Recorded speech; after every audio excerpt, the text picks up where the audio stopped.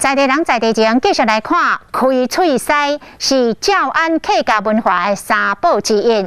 为了要让学生会当来认捌到在地客家的文化，云林二仑乡的来回国小是开课程，教学生做开喙师的狮头。这学校嘛为学生来举办着成果的发表会，让学生让着家己所做的狮头，这个画面是真深刻。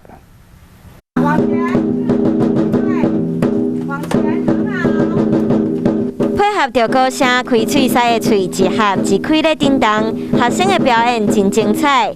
这高水的开喙狮狮头，拢是学生做伙做出来的。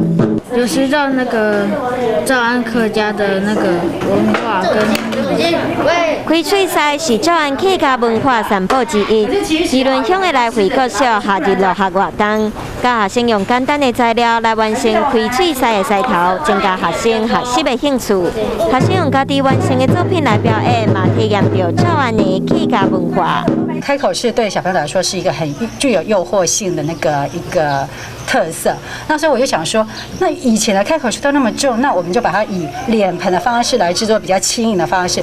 制作开喙狮的狮头，到人狮头的成果，拢需要学生互相配合。学校嘛希望透过这项活动，让因在过程当中了解到分工合作的重要性。完成之后，会随着这个谱乐来创作，然后最后完成这个人狮。